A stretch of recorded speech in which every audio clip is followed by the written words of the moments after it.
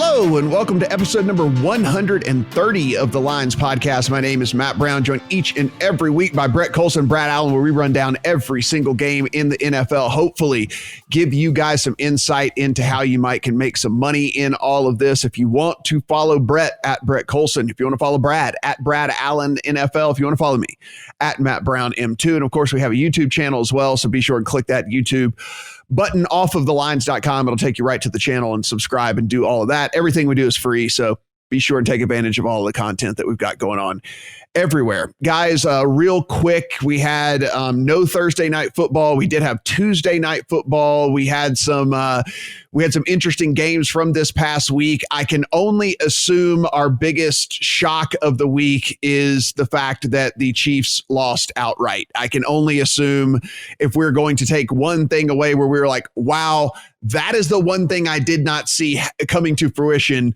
Brad, would it be that the Raiders were able to not only take down the Chiefs, but, make it look fairly convincing? Yeah, I mean, the second half was pretty dominant. They forced 3 punts and an interception. I think Josh Jacobs whacked in a couple of touchdowns. And I think it showed a couple of things to me. One was how important Henry Ruggs is, or just a deep threat. I think in general, I've spoken about it a couple of times, but you stick that deep threat on the field and suddenly it looks so much different because you have to double him or he burns you deep. And that swings the odds in your favour. And the other thing is this Chiefs interior offensive line is a problem now. That Kelechi Osemele went down. He was already in there replacing someone. So they're down to, a bit of a third string guard in there. So that's a bit of a problem. And you look at a lot of Mahomes' metrics this year, they're like 16th in yards per attempt, 17th in success rate. They're not doing what we expected them to do. And we might get into that game later. Well, I'm sure we will get into that game later. But there's a few chinks in the armor, I think. Yeah.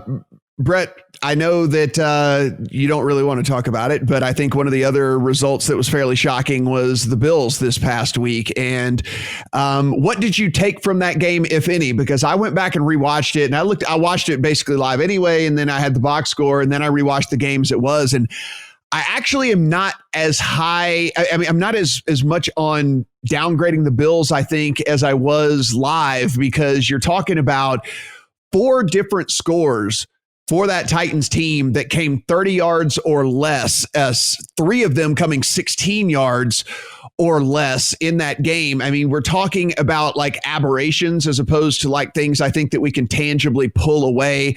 Allen had a bad game. Look, I don't think anybody thought, all this MVP talk, I don't think anybody thought that he was going to get through the season unscathed. That's just kind of not his style. He was going to have a bad game somewhere along the way. A 42-yard punt return, which got the Titans into plus territory to start another drive as well. So I don't know. I mean, it's certainly not a great outcome for the Bills, but I don't think I'm downgrading them all that much.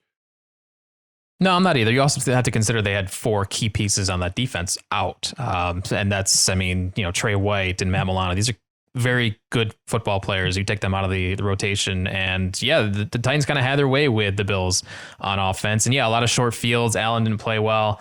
I'm not throwing that game away, but I think it's definitely humbled Bills fans. That is for sure. People talking Super Bowl. And it's just like, guys, come on. It's still Josh Allen. He's going to have these games where he looks like the player that he's been the past couple of years. He's definitely improved in some areas, but he's still he makes the occasional boneheaded play. Some of the stuff wasn't his fault this past week, but it's still Josh Allen. Yeah, and I think that's basically my biggest takeaway from the whole thing. Is like, look, he's going to have these games probably a few times a year. It's just his style of play. That's the way he kind of goes about everything. And I'm not really downgrading this team all that much from that. We're going to kind of gloss over this Broncos-Patriots game. 1, it's the biggest spread of the week as it is anyway. 2, there's still a little bit of ambiguity as to how things are going to go. Will it actually get played on Sunday? The plan as we're recording this right now is for it to go on Sunday, but we've seen things get moved here and there. Maybe it's Monday, maybe it's Tuesday. Also, injury reports haven't confirmed who's going to be even playing quarterback for both of these teams. And so we'll just kind of get past that one and move on. I think it will be Locke and Newton the way that it looks right now. But again, a 10-point spread in that one. So not really too incredibly worried about breaking that game down. But let's get into Brad, as you mentioned. So right off the bat here, let's talk this Chiefs and Bills game. We'll save that for Monday. Let's Let's get into the Bears and Panthers. And from the Bears and the Panthers, this is a Panthers team that has started to put things together a little bit. We were looking at this offense at the beginning of the year and wondering what the hell was going on. And I think that, look, it maybe just needed the coaching staff a little bit of time. It is a new head coach. It is a new offensive coordinator to kind of start to put things together a little bit. And then we were talking about a historically bad defense that has maybe, I mean, look, not good by any stretch of the imagination, but maybe at least found their footing to where they're not going to be historically bad like we thought. And what we have with that is an interesting line as to where they are favored as we sit right now, either a point or a point and a half against the 4-1 Chicago Bears. Yeah, there's that defense. It definitely has improved, but now they've got a lot of questions. So they've got kind of cluster injuries on that defensive line. Kawan Short, defensive tackle, he's out for the year. Brian Burns, who was probably their best pass rusher, he was concussed last week. He's doubtful by the looks of it. And then the other defensive end, Yeta Gross-Matos, also limited or did not practice. So he's questionable whether he's going to play. And then suddenly that back end, if that was the strength of the defense, and the Bears O-line is good enough that I think they're going to give Nick Foles quite a clean pocket. So I think the Bears are going to be able to move the ball here because the Panthers back end is not special whatsoever. So I can see the Bears moving the ball quite nicely. They've got a little bit of extra rest as well. And then on the other side, you would say the Bears defensive line also has the advantage. You would say that the way the Panthers play, they've been getting the ball out very quick to Robbie Anderson, DJ Moore, slants, and just trying to let them run after the catch, which they're doing well. But if they do get behind and they do start having to drop back, the Bears, they do like to play zone and keep everything in front of them. And I can see them getting to Teddy Bridgewater if they keep forcing him to drop back. There has been Bears money here, so obviously it was 2.5, 3 earlier in the week. I would probably play it around plus 110, and I wouldn't go below that. So lean to the Bears and try and get 110 or better. Brett, we are looking at a Panthers team. I think both of these teams, maybe we're getting at the top of the market where, I kind of wish they weren't playing each other this week to where maybe we would be able to fade one or the other. We're getting, the Panthers after this really bad start playing super good, and then kind of a paper tiger in the Bears with a 4-1 record. So unfortunately, they're playing each other this week. So we do have to make a choice between these two. You have a Bears team that net yards per play is actually 20th in the league right now. Whenever you look at a team that's 4-1, you wouldn't think that you would find a net yards per play way down at 20th, but that's kind of where we stand with this team. The offense is pass blocking not all that great, down at 20th. Their DVOA rankings 26th in both rush and pass. Nick Foles' experiment hasn't necessarily become incredibly fruitful for them quite yet. What do you think about this matchup here with this kind of surging Panthers team?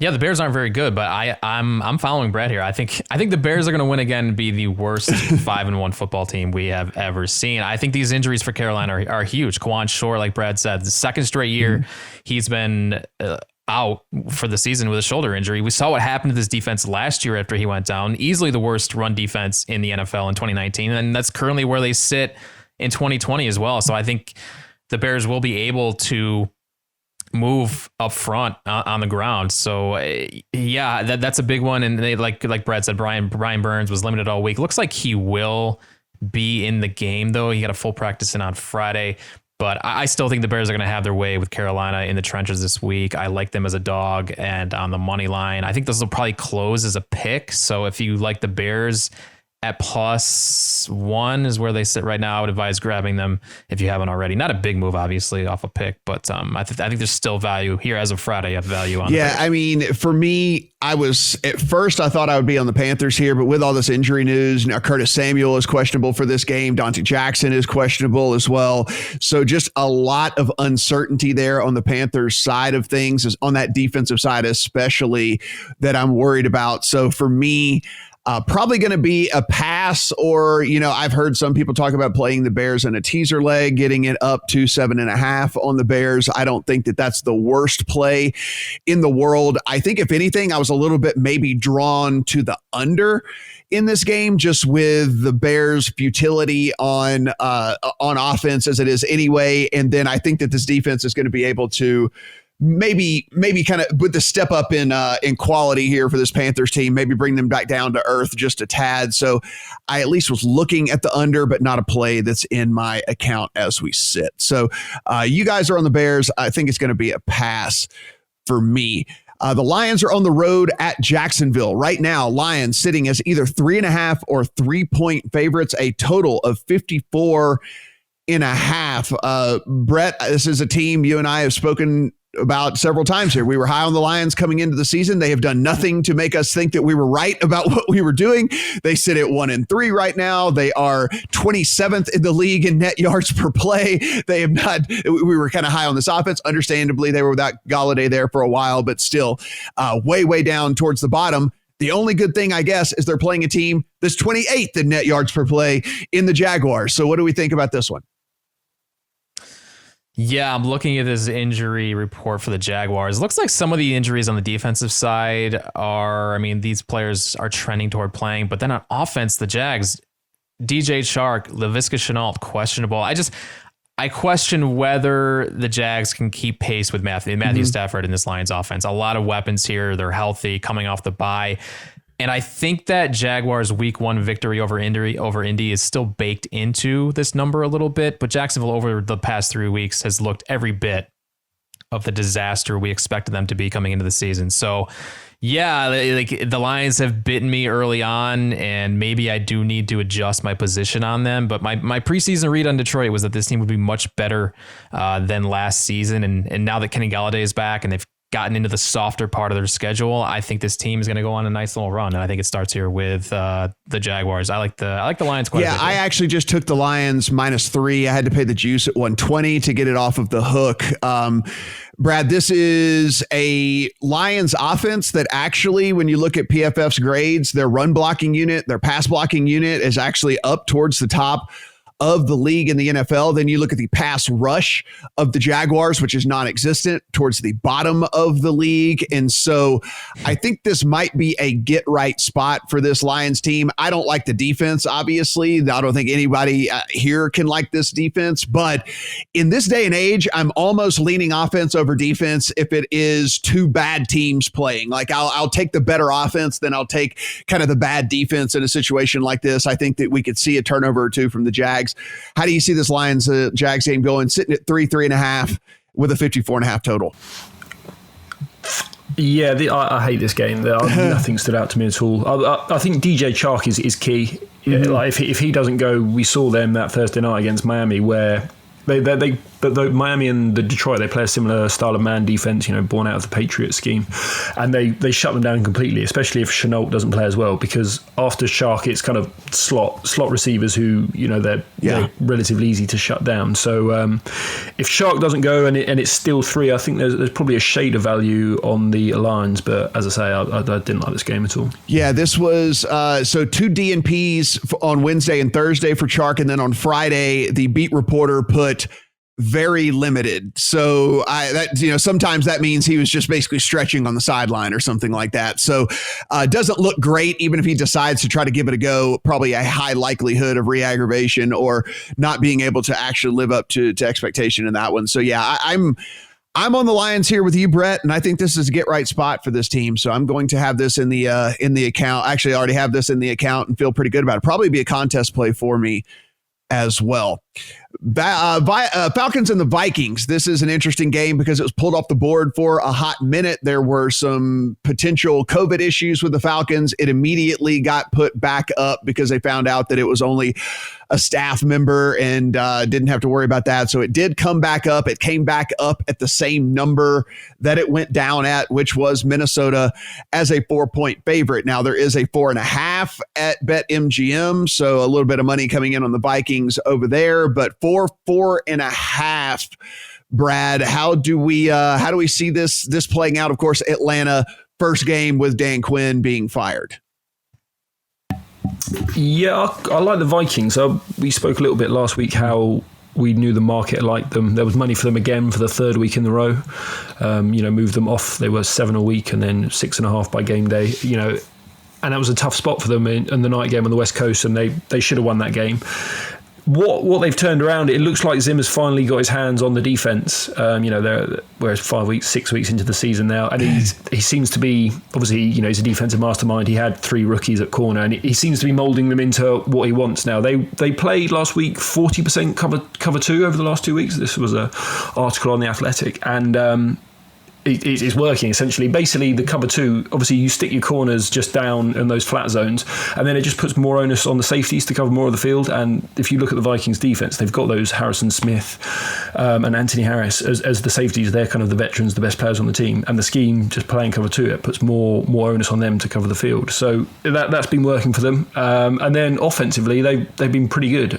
Football Outsiders has them as the 8th best offense by DVOA, and that's probably been improving each week, especially since they started throwing to Jefferson. They had that stat on the broadcast last week. Jefferson and Thielen, number 1 and 2 ranked wide receivers by PFF. And then lastly, the Vikings, they've always been a good home favourite because the way to beat them is pass rush. If you force them to drop back, they're weak at centre and guard, and you can penetrate that if you force them to drop back. But when they're favourites, when they can run the ball, even without Dalvin Cook, I'm not that bothered by the backup there. They can bully teams, they can shake down, and the Falcons are just the perfect sort of team for them to bully and push around all day, I think. I made this one 5.5, so I was happy to lay 4 if you can.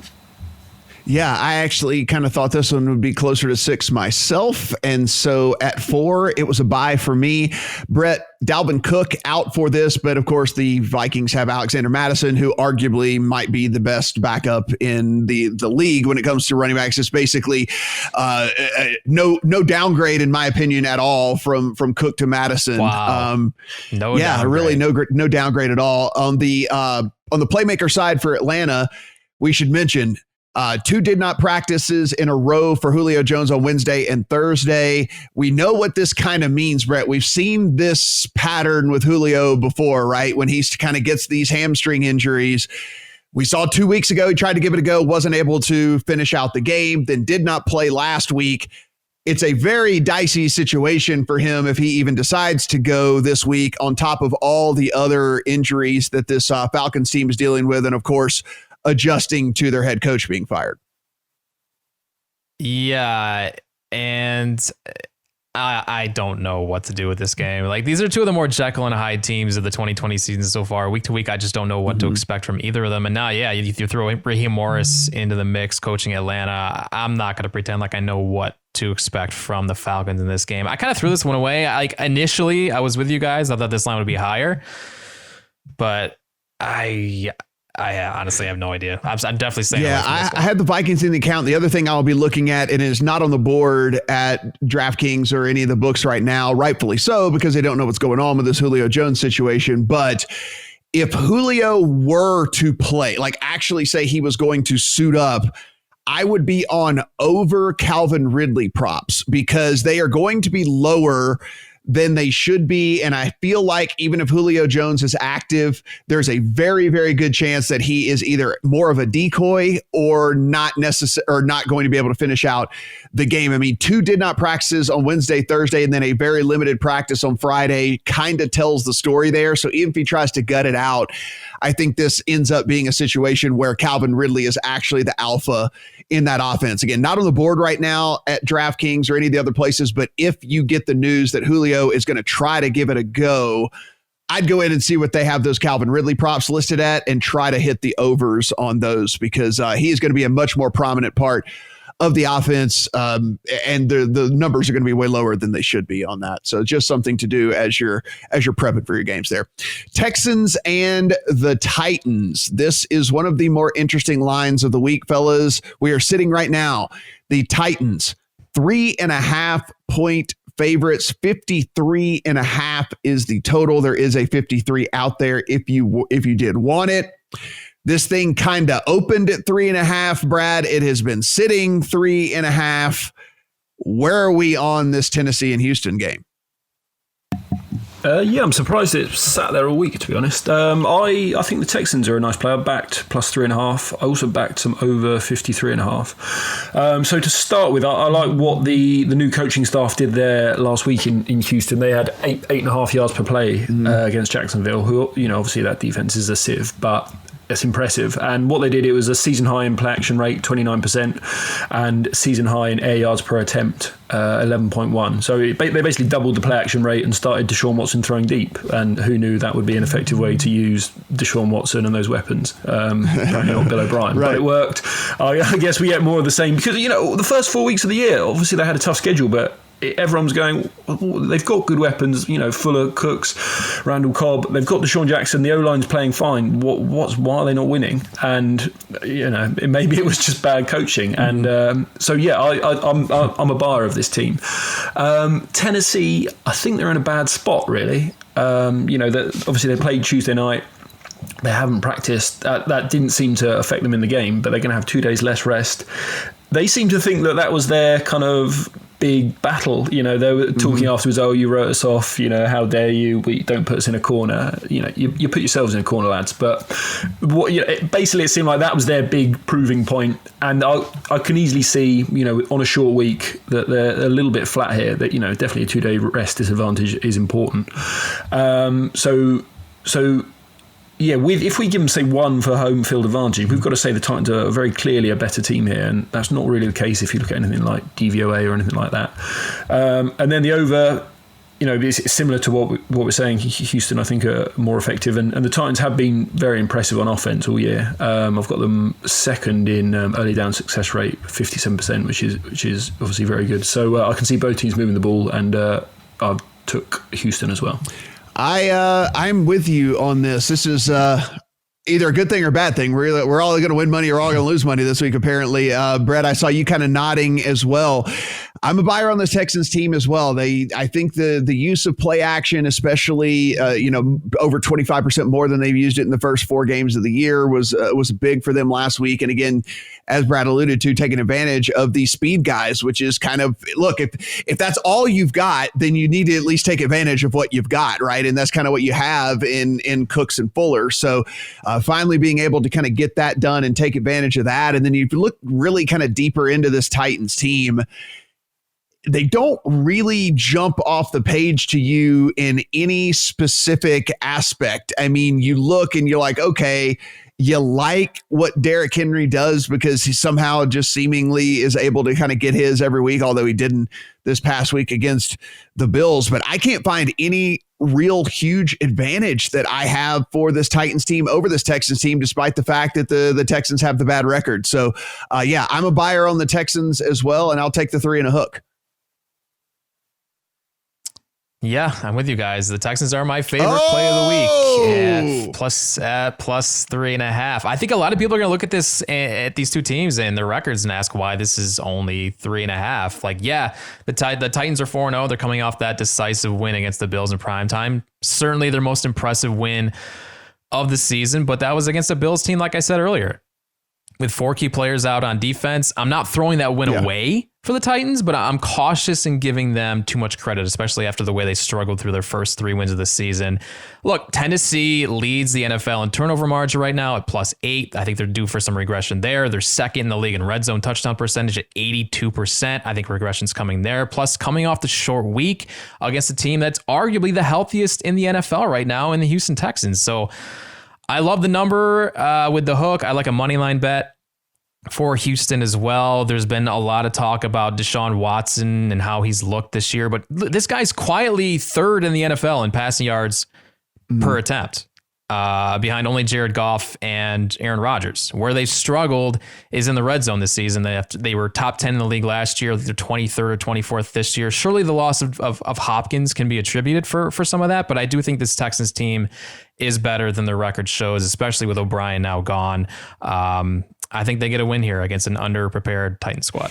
The other thing that I really liked about this one, digging in, and we we quote a lot of these stats from these advanced statistics places, and it's not the end all be all, but I did like the fact Pro Football Focus also has the Titans pass rush way down at 25th in the league. And the one thing we've talked about is Deshaun Watson seems like he's seemingly always running for his life because there's so much pressure on him all the time. And now they'll still get there. For whatever reason, the Texans cannot protect this guy. But that being said, at least it should be less than normal because they do not have one of the better pass rushes, at least in the first 5 weeks of the season, and more time for him to throw should only be good for us and our bets in this game as well. So we're all on this. We're all on that one. Very interesting. Hopefully we're all cashing those tickets. Brett, let's head to a very, very unsexy game. The Washington football team and the New York Giants. This is Kyle Allen is going to be back under center for the football team. The Giants are winless. They are winless along with their New York counterpart, the Jets, and seeking their first win as a favorite in this game. We have seen this thing toggle back and forth between 2.5 and 3 as we sit right now. It is pretty much 3 across the board. There's 1, 2.5 still out there at Sugar House. The Giants, 3-point favorites against the football team. That's a funny thing to hear. The Giants 3-point favorites against anyone. Yeah, the metrics are telling us that the Giants are a better team than Washington, quite a bit better in yards per play margin, and the market reflects that with this line. But this one to me is about matchups. One specifically being the Giants offensive line that ranks dead last in PFF pass block grade against Washington's pass rush. That is very good when Chase Young is in the lineup, and here facing Daniel Jones in this Giants offense that has turned the ball over more than all but 2 teams in the NFL this season, same as last year. They were third in turnovers last year too. This is a predictive metric that matters a lot, and I think Washington will be able to force Jones into several turnover-worthy plays in this one. So I like the points. This is another one. I like the road dog on the money line. I'm all over Washington here as well. I'm not really sure how Washington is going to score a lot with Kyle Allen under center, but I do see that defense giving them opportunities for some short fields and possibly which might be why we see 43s and 42.5s in the NFL in 2020, which is like basically the old school 37s we used to see in this day and age. Brad, I don't want to continue to sit here and just agree across the board, but man, this you look across at this Giants team and you can't predict interceptions, but what you can predict is a quarterback that will put himself in a position to throw more interceptions. And what we've seen is, as far as like dangerous passes and bad play passes and also holding the ball too long. These are all things that do show up over and over and over again. And if you look at the list, at the very top typically is always Daniel Jones. And he is just a dude that doesn't have incredibly great pocket presence yet in his short career in the NFL. And it allows people to get to him. It allows for strip sacks. It allows for bad things to happen when he continues to get to put himself in these situations. And as Brett mentioned, I mean, I think that Washington probably has enough guys to take advantage of that. And in a low scoring, giving me points type situation, I think I'm going to take the points. This is my favorite bet of the week. I love the Redskins here. I mean, so they're not even. I can't see a metric which says the Giants are the better team anyway. Yeah. Football Outsiders has Washington a point ahead. PFF Elo has them slightly better as well, and it's that matchup, isn't it? It is that offensive line and a bloke who stands in the pocket, like holding the football out here, and it's the second. The Washington D line is second by adjusted sack rate. So I think it's just an absolute match made in heaven for them. I bet 3 early in the week, and it went down to 2.5, and I thought, okay, that's probably fair. And it's coming back to 3, and I have no idea who's betting that. I think they're nuts. I bet money line, I bet +3, and I love it personally. Yeah, I think I'm going to have I already have the +3, and I think I might take a little advice from old Brett over there and take a snort on the money line as well. Maybe throw them in on the money line as well, because I think that this could definitely be an outright here. I'm with you, Brad. I couldn't find anything. I dug in, couldn't find anything that really points to any sort of advantage that this Giants team has at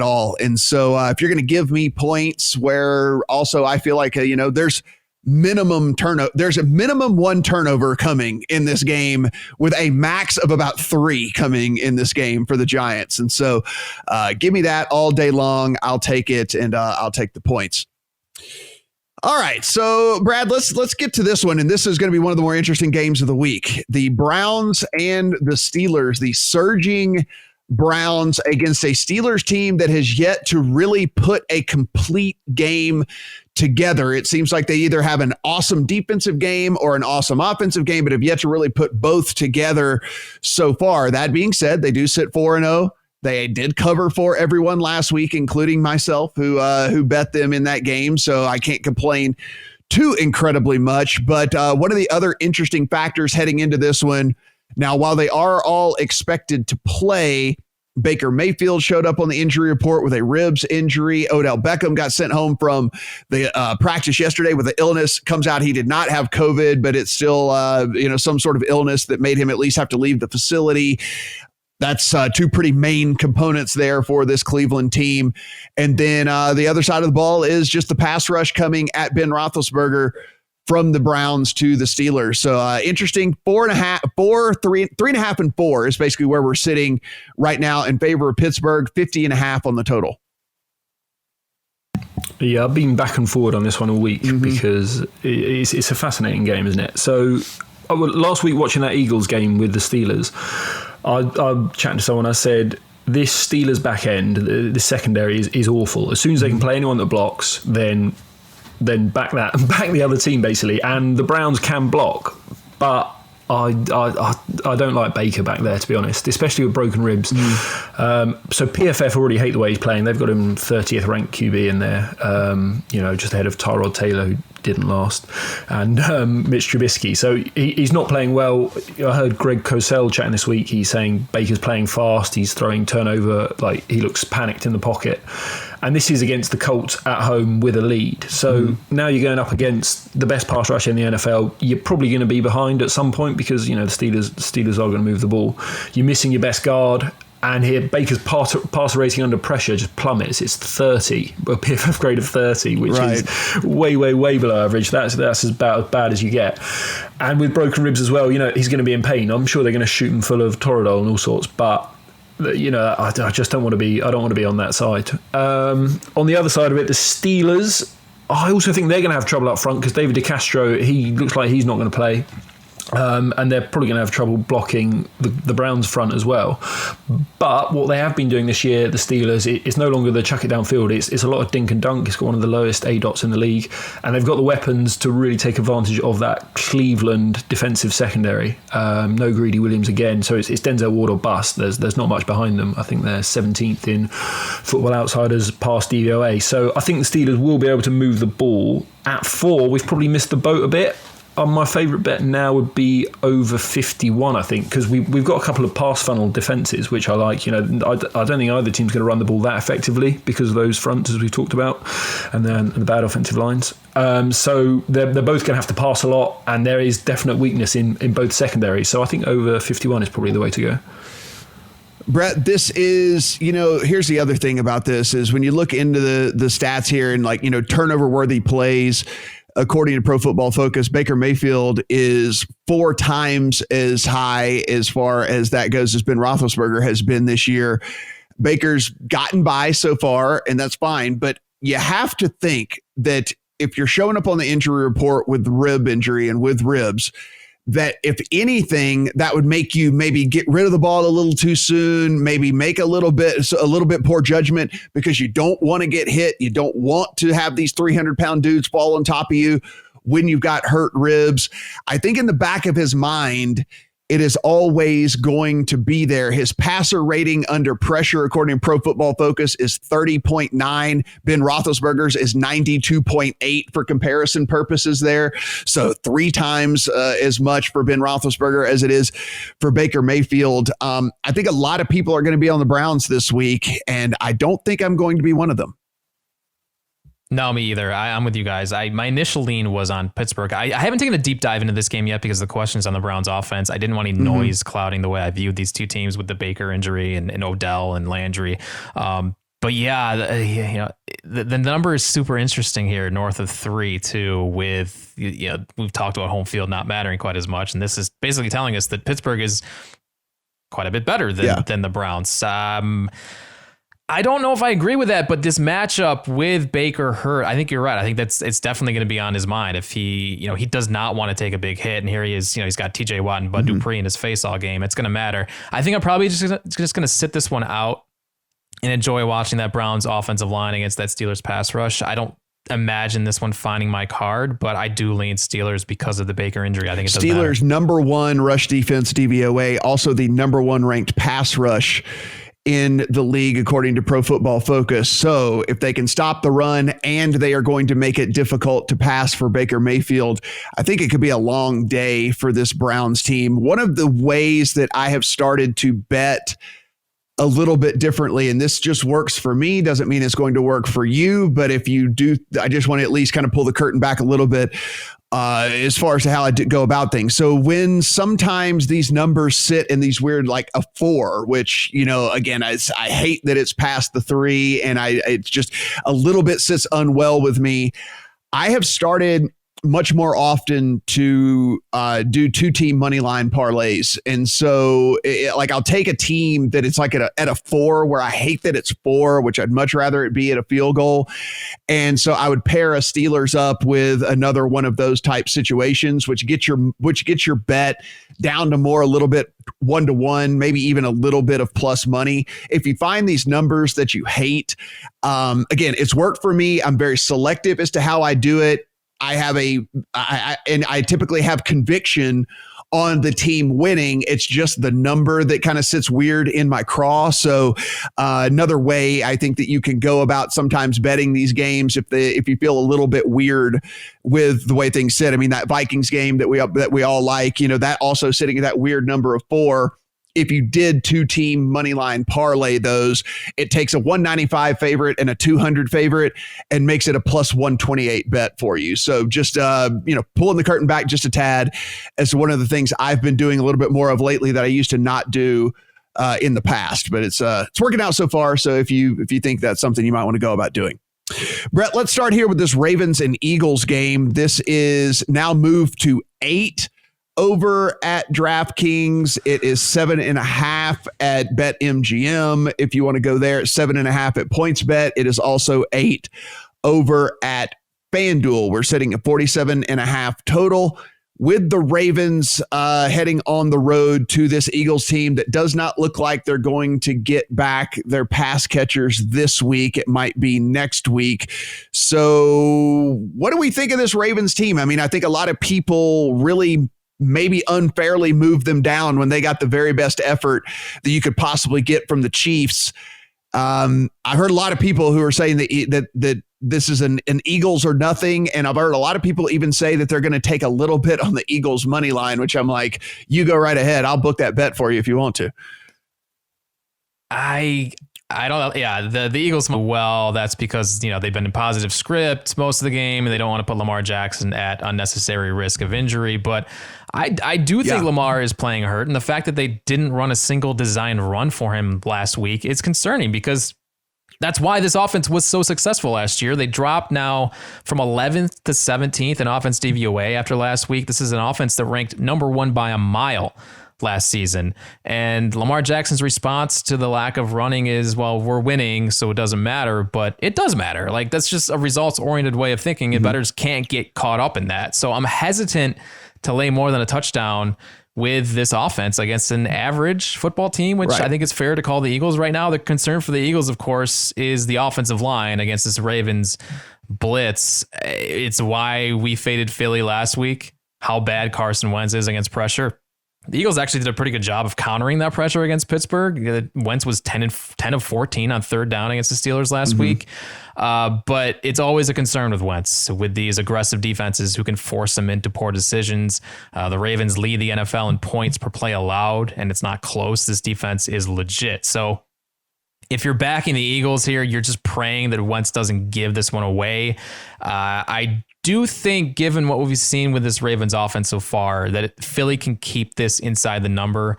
So I do like that we're getting the hook, maybe even more if this continues to climb. So the Eagles are my play here. It's not one of my favorite plays of the week. Probably won't land on my card, but if I were to bet it, I would take the Eagles here.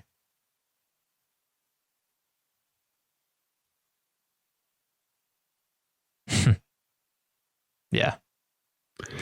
Marcus Epps, Deshaun Jackson, Alshon Jeffrey, Lane Johnson, Avonte Maddox, and Matt Pryor, Duke Riley, all out for the Eagles, according to Rob Madilli, who is a beat writer, it looks like, for this team. So with all of those injuries and with things kind of setting up like they are, Brad, how do you think they can keep it within the number, or do you think this is maybe this is a statement spot here for this Ravens team?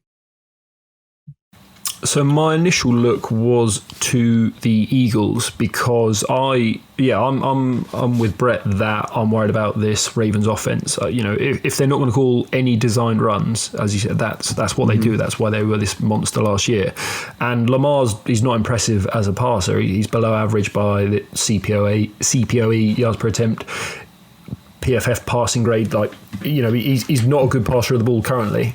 Maybe that's the knee injury or whatever. But then the running game is fine, but it's without him it's not special. So suddenly you don't have that good an offense. So I wanted to back the Eagles, but they're injury riddled on the offensive line. They're down their right guard as well this week. He's got a mysterious illness. They announced today. I don't know if it's COVID. They're not saying, but he's already been ruled out. So I don't know what illness that is. It looks like Lane Johnson, the right tackle, the best player on the offensive line, is not going to go again. So again, this is like the fifth time in 6 games they're going to have a brand new offensive line.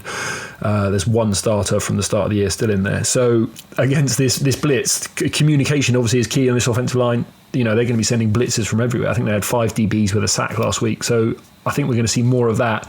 So we got to it that I think the Ravens offense is overrated. I think the Eagles offense is going nowhere. So under 48, I think is definitely a total I could go under. I see minus 111 out there. So I have had a small bet on that. I think that'd be the way to go. I think that if this is going to be a play for me, it would probably only be Ravens in a teaser leg. I think that they win this game. Would it surprise me if they won this game by 24? It would not. But would it surprise me if they won this game by a field goal?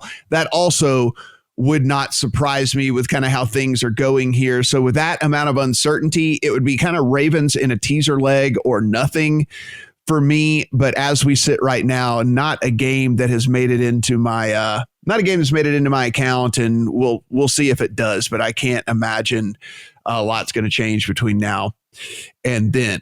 All right, Brad. So let's go to Bengals and the Colts. The Colts are 7.5 point favorites. There are some 8s now popping out there at home against the Bengals. 46.5 is the total. Yeah, another one I like actually, and I've gone back the Colts minus 7.5 and minus 8. Again, it's just a mismatch on both sides of the ball in the trenches. Essentially, you've got the Colts, with DeForest Buckner and good ends against this sort of bottom-ranked Bengals offensive line. We saw what they did last week against the Ravens. Just sacks and pressure in Burrow's face all day. And I just don't really see why it would be any different. I mean, they come at you in a slightly different way, just, beating you with 4 rather than sending blitzes from everywhere. But it's just a huge mismatch. And then on the other side of the ball, the Colts, they want to run the ball. They want to, dump it off and just move up and down the field kind of methodically. And the Bengals, I don't really see how they can stop them. Obviously, they got Atkins back last week, which was a plus, but then they promptly lost DJ Reader, who's, he was a very good defensive tackle in there as well. So I just don't see them offering much resistance and stopping the Colts doing what they want to do. Brett, listen, I think that Joe Burrow, future Hall of Famer and all that. But now I'm actually backing off of this sentiment because I don't know if he is going to make it long enough in the NFL to make it to the Hall of Fame. This guy is getting blasted. This offensive line is a sieve. He dropped back 30 times last week. He was hit on 15 of those dropbacks. He is getting hit every other dropback. And he was sacked another 6 or 7 times or whatever. It's just absolutely no help from that offensive line for him. And so I understand why this line's sitting where it is. I know a lot of people probably look at it and say like, man, that seems like too many points. And maybe it is, but I understand at least why it's lined the way that it is because Burrow's no time to throw the ball. He's getting absolutely murdered. And then, AJ Green's been no help for them as well. It's just a bad state of affairs there for this Bengals team. Look, I'm not looking past that game last week, but I'm not weighing it like I normally would just because it was Burrow facing a pressure package he's never seen before. I think he's more prone to bounce back this week against a defense that is a little beat up right now already without Malik Hooker. Darius Leonard hasn't practiced this week. Justin Houston has been limited in practice. So I do lean Bengals. I capped this at 7. It's hard for me to lay more than a touchdown with Phillip Rivers in this offense against anyone right now. Last week we said, they've got to prove it and they didn't. So I still need to see it out of Rivers. And this Bengals pass defense actually rates pretty well from the metrics right now. I'm not really sure I understand why. I mean, they did a pretty good job against Lamar last week. That game was just Burrow against that pass rush from the Ravens. That's how they won that game. But yeah, I think the Ravens or the Bengals can find their way back into this game if they fall behind. So I'll take them at plus 7.5 or 8.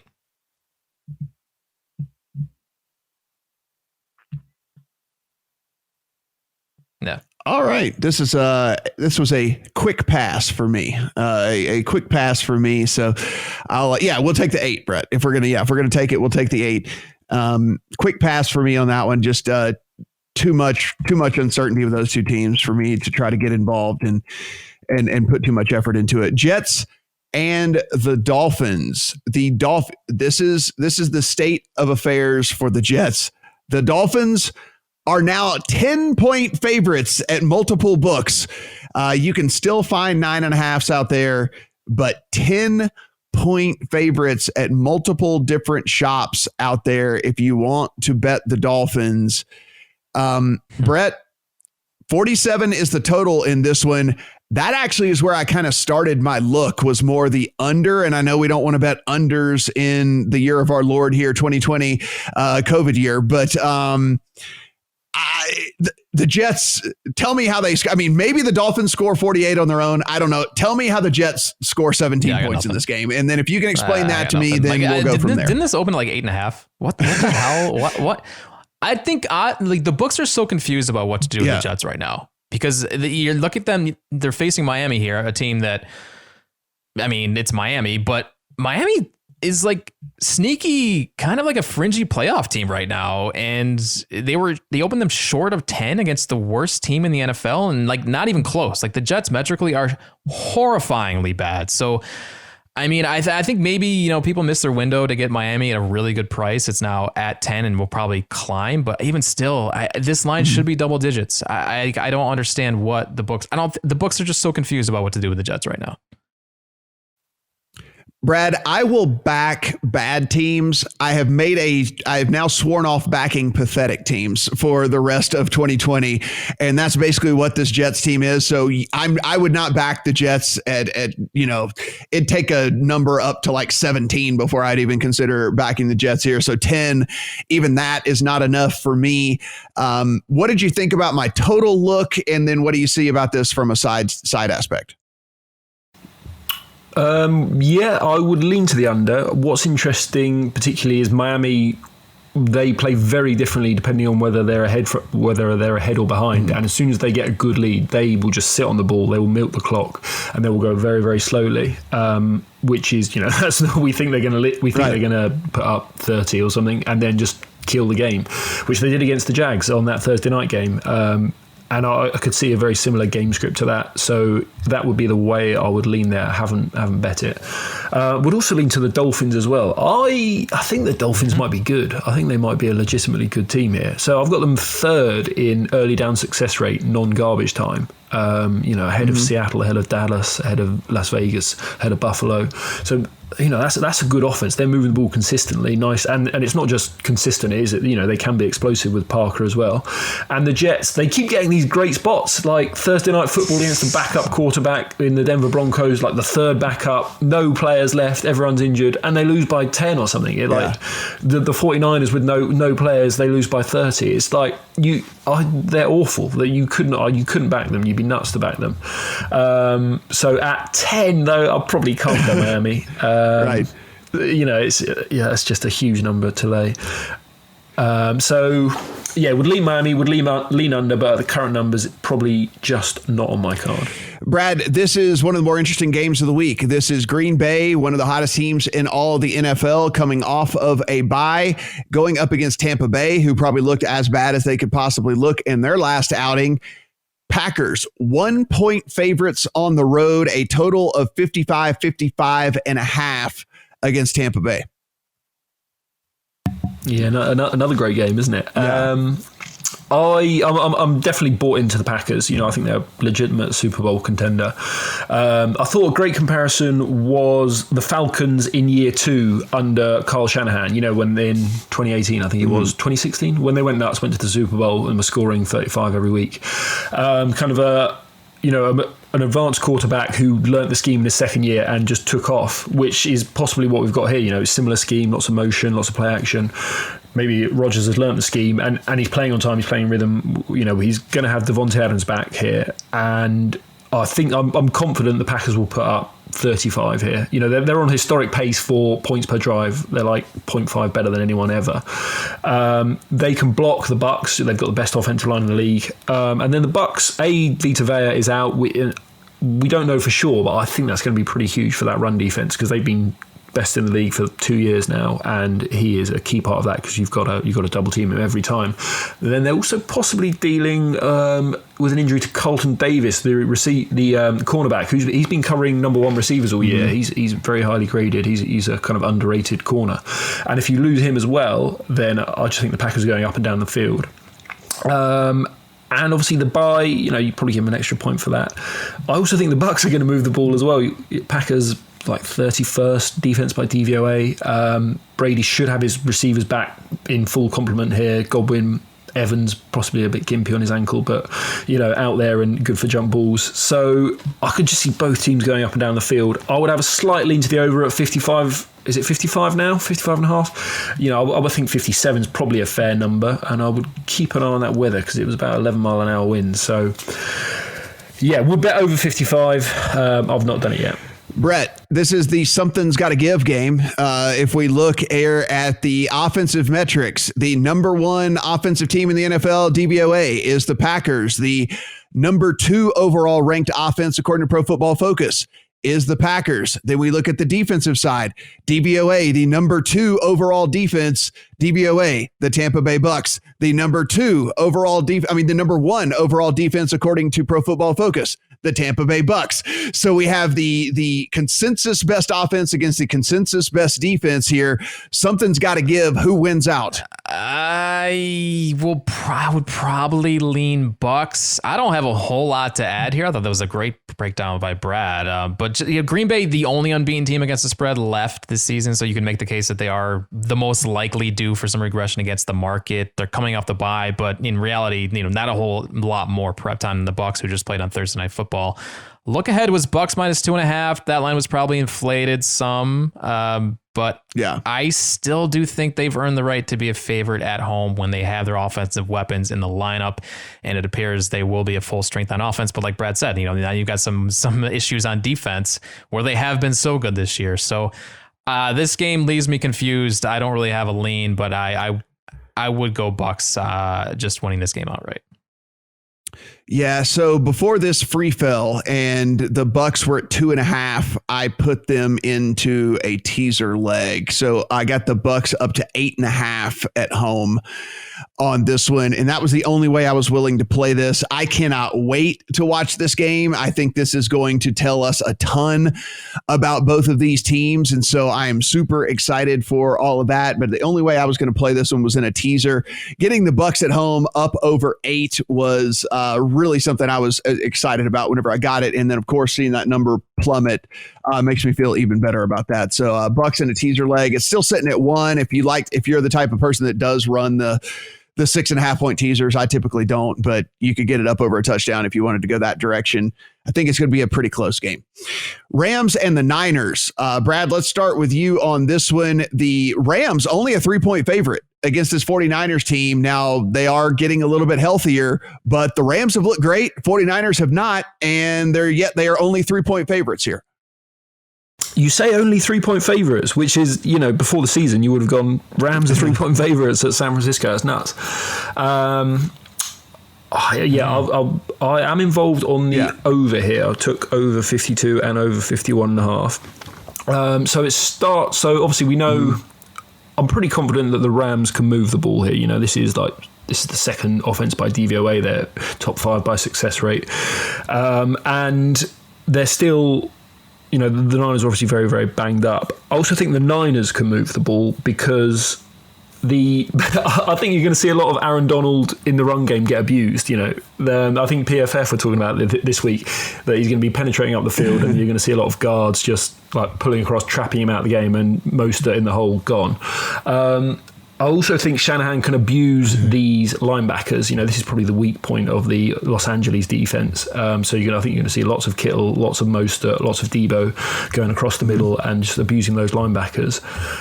So I would say that the San Francisco offense, Jimmy G practiced in full. So I can forgive him last week. He probably did have a lingering ankle effect there. If you're not throwing with your base, he was sailing throws and stuff. So we hope he's back to full health. And then the San Francisco offense is at its full strength, basically. And as long as they stay on schedule and don't give Donald like 3rd and 10 to just wreck the guards, then I think they'll put up points. And as I say, I think the Rams can answer. And the last thing I would say is that the other reason I like the over was the strength of schedule. Both of these teams, I think they're 1st and 7th in easiest defensive schedules. They basically both just played the NFC East and those just jokes of teams there. So they're coming up against real offenses here, and I think both teams are going to be going up and down the field. So I like the over. Brett, what do we think about this one? Again, an interesting situation where one team has looked, pretty good most weeks. One team has looked pretty bad most weeks, but the line doesn't really reflect that. Man, it's weird. Rarely do you see a look-ahead line move so violently the other way. Normally, this would be a spot where I'd be like, yes, an opportunity to hop right back on the Niners, who looked like the worst team in the NFL last week, and the market adjusted. Yeah. But that look-ahead did not account for how poor this team is right now, especially on the defensive side of the ball. This is not a good football team right now. After watching the way the Dolphins picked apart this defense, I think this line might be a couple points short. Yeah. They're just such a different team than last year. They can't rush the quarterback. Last year, these defensive backs last year all looked like Pro Bowlers because they had so many opportunities to make plays on rushed throws and tip balls, fumbles. They're getting embarrassed this year. Jimmy Ward, who going into last year was like an average at best safety for most of his career. He was an 85 grade by PFF last season. He's grading as a 41 this year. There's just too much pressure on these defensive backs, and it's not a coincidence. They don't have anybody getting after the quarterback. So this is just a very different unit from top to bottom. And now here they face one of the better offenses in the NFL. I think the Rams are going to have their way with this defense. So I'm pretty heavy on the Rams this week. Yeah, there's a lot of people on San Francisco. I'm the opposite here. I think I'm a little bit higher on the Rams than most. I'm probably higher than the market on the Rams than most. But I have no confidence whatsoever in the San Francisco offense to be able to consistently put together multiple drives in order to outscore this Rams team that only has to win by a field goal in this situation. So I'm with you, Brett. And I know that's crazy to say, but I'm definitely on the Rams. I'm higher on the Rams than most, and I'm definitely lower than most on the 49ers. So it's kind of like the perfect storm for me here to go against this Niners team. Brett, let's talk about your Bills at home, 4.5 point dogs against the Chiefs. I have no idea what to do with this, man. It's just the circumstances going in here, like the shorter week. It's not that short of a week. It's not like we talked about with the Titans earlier in the show where they have like a super short week. But until I know more of what this Bills defense is going to look like, I have no take on this game whatsoever. I don't know what to expect here. I initially would lean Chiefs just because coming off that loss, the surprising loss, the market surely adjusted some, but then the Bills went out and embarrassed themselves in prime time as well. So honestly, I have no take on this game quite yet. We'll have to talk about it over the weekend. Brad, weird number, sitting 4.5, something like that.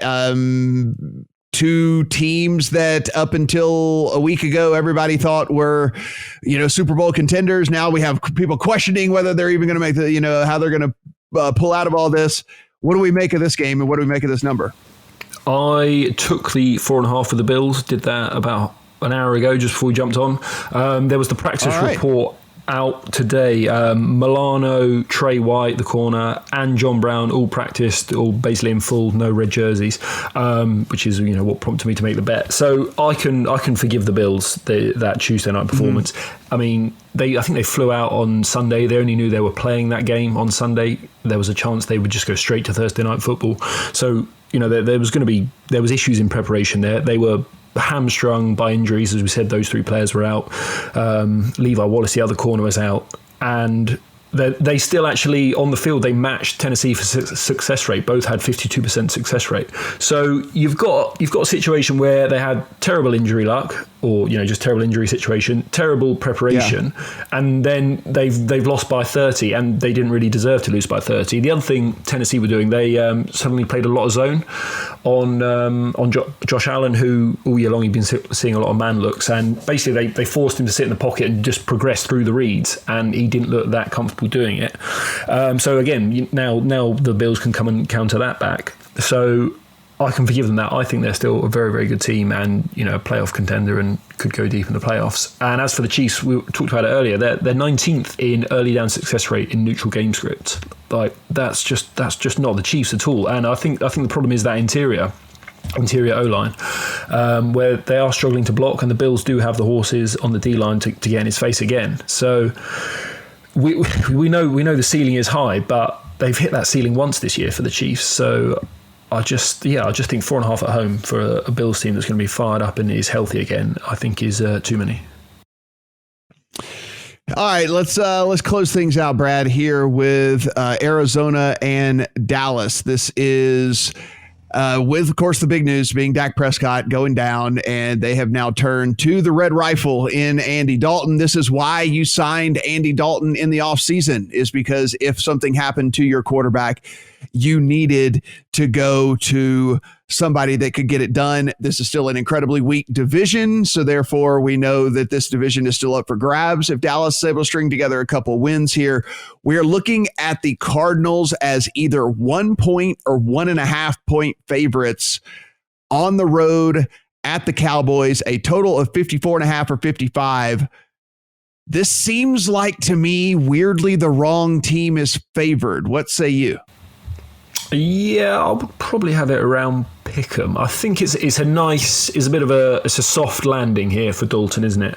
I would say when the Cowboys, Dalton's always been a product of his surroundings. That's kind of the book on him, isn't it? If he's got a good offensive line, he's got good weapons, he can take you to the playoffs, as he did for years with Cincinnati. Now he's got the weapons, he's got the three receivers, he doesn't have the offensive line. I think he's got a bad offensive line, but I think the Cardinals are not going to be able to take advantage this week, especially as their best pass rusher, Chandler Jones, out for the season with a bicep injury last week. So I think he's going to have time back there in the pocket to find his receivers, and I think the Cardinals' back end is not that good. What's his name? Patrick Peterson he's kind of a shell of himself. I don't know whether that's because he popped for PEDs and he's just not as good since, but he's not who he was. So I can see the Cowboys moving the ball nicely. The other side of the ball is interesting again. We spoke last week that the Cardinals had good success rate, but they weren't taking the deep shots. They did take their deep shots last week. But were they playing an NFL defense in the Jets? Probably not. Are they playing an NFL defense this week? Probably not. So that, again, so here I'd be looking for the over, but then Jerry Jones has been on Dallas radio all week saying we need to run the ball, we need to feed Zeke. So it's no bet for me at the current number. I think it probably should be Pick'em. Any odds against any plus money on Dallas is probably a shade of value, and I would probably lean to the over because I think once you get into the heat of battle and the Cards start scoring, then you start throwing. So everyone's got a plan to get punched in the face. So lean over, this is very Dallas. true. Yeah, I am. I'm sitting here where I'm kind of like, you know what? What in the world just happened since we have been on the air? I just saw We got this line move. I just saw this Ravens game at DraftKings just flashed to 9.5. It's 9 it's 9 at BetMGM. It is 9.5 at PointsBet. Oh my goodness. That's a full 1.5 move since we have been sitting here. And wow. Total down 0.5 point to 47.5.